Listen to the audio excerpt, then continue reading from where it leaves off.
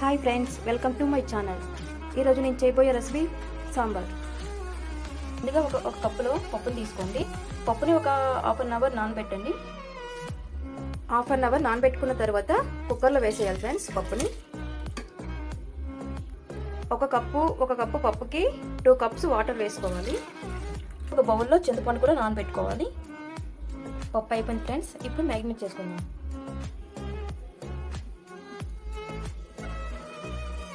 ఇప్పుడు నానబెట్టుకుని పక్కన పెట్టుకున్న చింతపండుని వేసుకుందాం. ఇప్పుడు ఒకసారి కలుపుకోండి.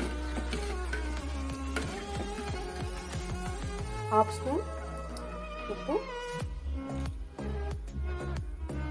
1 స్పూన్ పసుపు కలుపుకోండి. ఇలా కలుపుకోండి ఫ్రెండ్స్, మరిగించుకోండి. ఇప్పుడు దీంట్లో ఒక 2 పచ్చిమిరపకాయలు వేసుకోండి. కట్ చేసి టమాటోలు వేసుకోండి. వెజిటేబుల్స్ టమాటో, వంకాయ, బంగాళదుంప, క్యారెట్, ఆనియన్, ముల్లంగి. ఇప్పుడు స్టవ్ పైన కళాయిని పెట్టుకోండి. దీంట్లో కొద్దిగా ఆయిల్ వేసుకోండి.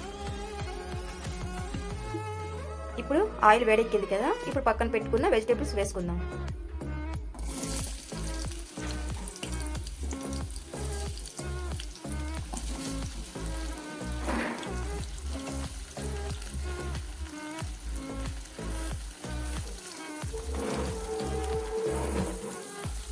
ఇప్పుడు అన్ని వెజిటేబుల్స్ వేస్తాం కదండి, కలుపుకోండి.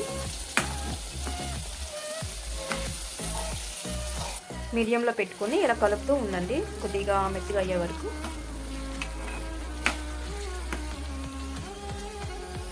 ఫ్రై అయిపోయాయి ఫ్రెండ్స్. ఇప్పుడు వీటిని తీసుకొని పక్కన పెట్టుకున్న పప్పు ఉంది కదా, పప్పులో వేసుకోవాలి.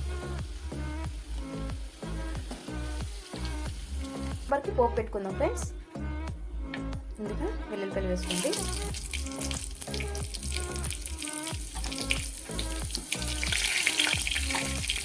పోపులు వేసుకోండి.